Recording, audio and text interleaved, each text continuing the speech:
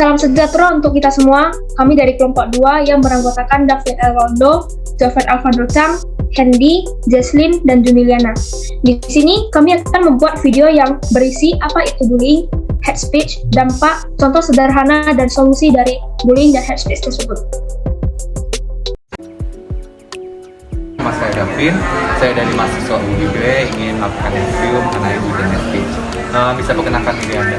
Oke, perkenalkan nama saya Naila Madani Putri dari kelas IPA 2 SMA 3. Oke, jadi pertanyaan itu, menurut pendapat Naila, bagaimana sih bullying sama hate speech? Kalau pembulian itu jelas sangat merusak mental karena itu menyakiti hati perasaan juga dan berpengaruh sama kehidupan dan juga speed tergantung kitanya nganggapnya gimana. Kalau kita nganggapnya candaan mungkin itu nggak akan ternyakitin, kalau kita nganggapnya serius itu mungkin juga. Lalu yang kedua, di lingkungan sekolah Smart ini ada nggak sih?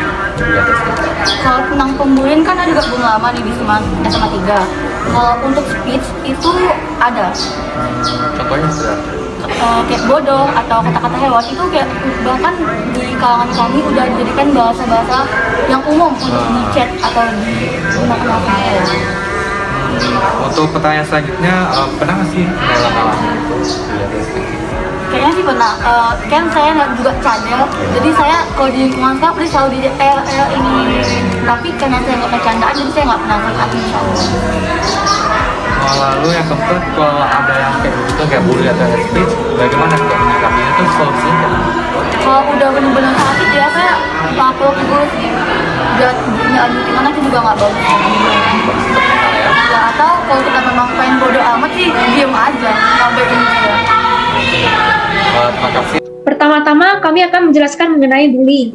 Bullying ini memiliki pengaruh jangka panjang dan juga jangka pendek kepada korban bullying, di mana efek jangka pendek tersebut disebabkan oleh pengaruh bullying tertekan karena penindasan, kemudian juga karena penurunan minat dalam melakukan tugas sekolah yang diberikan oleh guru, serta menurunnya minat untuk mengikuti kegiatan sekolah.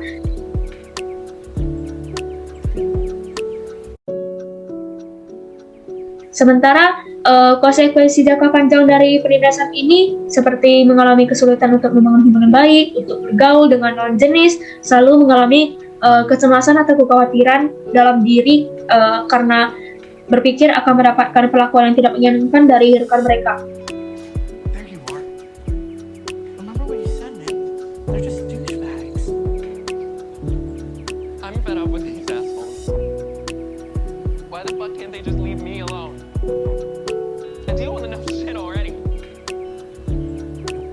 Bullying itu terbagi menjadi beberapa jenis. Yang pertama itu bullying verbal. Bullying verbal ini merupakan penindasan yang paling sering dan paling mudah untuk dilakukan oleh pelaku bullying dan sering sekali terjadi. Bullying ini biasanya merupakan awal dari perilaku bullying lainnya yang dapat menjadi langkah awal untuk menuju kekerasan lebih lanjut. Contohnya itu seperti mengejek nama panggilan, mencela, menfitnah, kemudian menuduh, kritik kejam, penghinaan, pelecehan seksual, teror, intimidasi surat, tuduhan palsu, gosip, dan yang lainnya. Next, and then you. Okay? Yang kedua, bullying fisik. Bullying fisik ini merupakan penindasan yang paling mudah kelihatan dan mudah diidentifikasi. Tetapi insiden bullying secara fisik ini tidak sebesar penindasan dalam bentuk lain. Remaja yang secara teratur melakukan bullying dalam bentuk fisik sering menjadi remaja yang paling bermasalah dan cenderung pindah ke tindakan kriminal yang lebih lanjut. Contoh intimidasi fisik itu seperti memukul, menendang, menampar, mencekik, menggigit, dan menghancurkan barang-barang milik anak yang tertindas, dan juga yang lainnya.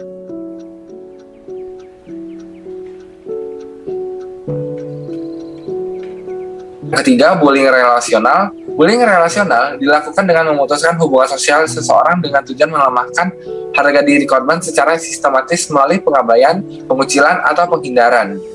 Penindasan dalam bentuk ini paling sulit dideteksi dari luar. Contoh-contoh bullying relasional adalah perilaku atau sikap tersembunyi seperti pandangan agresif, pandangan mata, mencemooh tawa, dan mengejek bahasa tubuh. Selanjutnya ada bullying elektronik. Bullying elektronik adalah bentuk perilaku bullying oleh perilaku sarana elektronik seperti komputer, telepon seluler, internet, situs web, ruang obrolan, email, SMS, dan sebagainya. Biasanya dimaksudkan untuk meneror korban melalui tulisan, animasi, gambar, dan rekaman video atau film yang mengintimidasi, melukai, atau menikung. Setelah kita mengetahui bullying, maka sekarang yaitu hate speech. Hate speech adalah tindakan komunikasi yang dilakukan oleh suatu individu atau kelompok dalam bentuk provokasi, hasutan, ataupun hinaan kepada individu atau kelompok yang lain dalam hal berbagai aspek seperti ras, warna kulit, etnis, gender, cacat, orientasi seksual, kewarganegaraan, agama, dan lain-lain. Bullying dan hate speech sering terjadi di dalam lingkungan kita dalam keadaan sengaja maupun tidak sengaja. Misalnya saja, ketika berkumpul dengan kawan saja bisa menerima perkataan yang bersifat menghina, tetapi dianggap sebagai candaan. Padahal, perkataan tersebut dapat menyakiti perasaan orang lain, di mana kita tidak tahu bagaimana perasaan sebenarnya pada korban yang menerima candaan bersama kawan. Bisa saja mereka akan tampil seakan-akan menerima, akan tetapi mereka merasakan sakit hati akibat candaan dari yang dilontarkan. Terutama pada kasus yang dimana korban sering menerima perlakuan bullying dan hate speech. Biasanya, korban enggan memberitahu kepada orang sekitar, membiarkan hal tersebut terjadi karena tidak ingin membesar-besarkan masalah yang ada. Hal tersebut tentu disebabkan oleh beberapa faktor yang membuat korban tidak berani untuk speak up, seperti diancam oleh pelaku atau mereka takut dengan akibat jika mereka melaporkan kejadian tersebut. Serta bisa juga mereka diabaikan karena dianggap seperti masalah sepele, seperti mungkin hanya candaan anak sekolah. Jadi hal tersebut bukan sesuatu yang wajib diurus karena masih banyak masalah yang lebih penting daripada masalah tersebut. Terdapat beberapa pemikiran seperti kasus ini tidak dianggap penting dan kurang ditanggapi oleh orang-orang. Karena mereka tidak mengetahui apa saja yang telah dilalui oleh korban dan dampak apa saja yang telah diterima oleh korban. Hal yang dianggap sepele bagi orang lain itu merupakan hal yang sangat serius bagi korban. Karena korban sendirilah yang merasakan perbuatan bullying dan hate speech yang telah dilakukan oleh pelaku. Sehingga hal tersebut akan menyebabkan mereka trauma dengan lingkungan luar, seperti mereka tidak ingin ke sekolah dan mengurungi diri. Tidak hanya itu, mental mereka juga terganggu, seperti awalnya mereka merasa baik-baik saja untuk berkeliaran kemanapun, sekarang mereka menjadi takut. Contohnya seperti mereka awalnya tidak ada masalah dengan waktu makan ataupun dengan makan. Sekarang mereka jadi sulit makan karena mereka takut dan gelisah. Kesal dan marah karena tidak dapat membalas perbuatan tersebut sehingga menyebabkan rasa dendam. Malu dan kecewa pada diri sendiri karena hanya bisa membiarkan hal tersebut terjadi.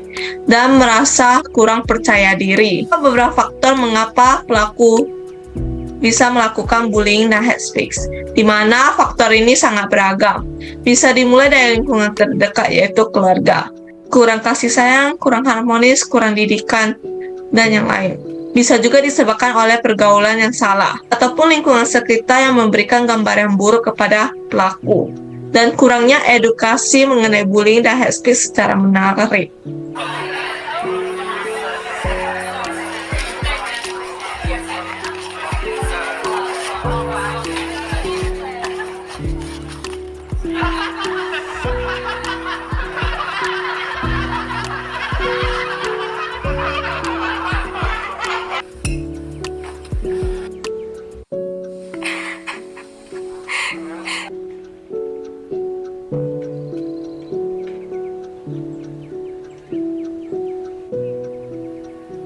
Menangis atas peristiwa yang dialaminya ini. Namun hingga saat ini pihak keluarga sendiri memilih untuk fokus kepada penanganan trauma korban ini. Jadi pihak keluarga tidak berbicara banyak tentang. Terdapat beberapa solusi yang bisa kita lakukan bersama untuk mencegah dan menurunkan tingkat terjadinya bullying dan hate speech di kalangan pemuda dengan beberapa cara, yaitu yang pertama, hal sederhana bisa dilakukan seperti ketika kita bertemu dengan perilaku tersebut, kita memberikan edukasi secara umum. Itu juga merupakan hal kecil yang bisa kita lakukan untuk mencegah bullying dan hate speech. Yang kedua, penanaman didikan sejak dini dari keluarga tentang buruknya tindakan bullying dan hate speech. Yang ketiga, mendidik pelajar untuk berani mengutarakan pendapat, meningkatkan keberanian untuk terbuka akan segala hal buruk yang terjadi pada lingkungan sekitar, terutama pada orang tua kita, bisa melalui guru dan teman. Yang keempat, memiliki keberanian untuk menegur secara langsung orang yang melakukan tindakan bullying dan hate speech. Yang kelima, selain itu juga bisa mencoba teman tersebut melaporkan kejadian kepada pihak berwajib seperti guru. Yang keenam, meningkatkan dan menanamkan iman umat beragama pada setiap pelajar agar mengetahui hal yang benar dan salah. Yang ketujuh, fokuskan diri kepada orang-orang yang menyayangi kita, jangan terfokus pada apa yang dikatakan orang lain tentang keburukan kita. Yang terakhir, harus pandai memilih teman. Setelah mengetahui dampak yang terjadi dan solusi, maka dari itu kita juga harus menerapkan dalam diri kita sendiri untuk tidak melakukan hal tersebut secara sengaja maupun tidak sengaja.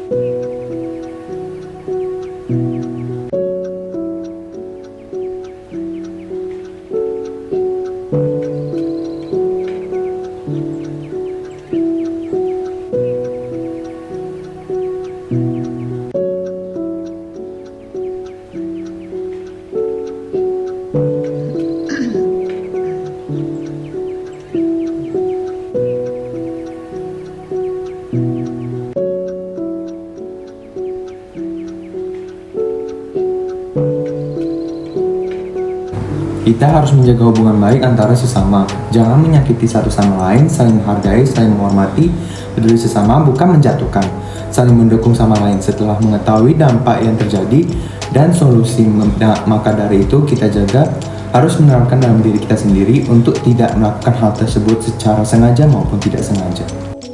Sekian penjelasan dan drama kecil dari kelompok kami bersama salah satu siswa SMA Negeri 3. Terima kasih. Sekian dari kelompok kami, terima kasih.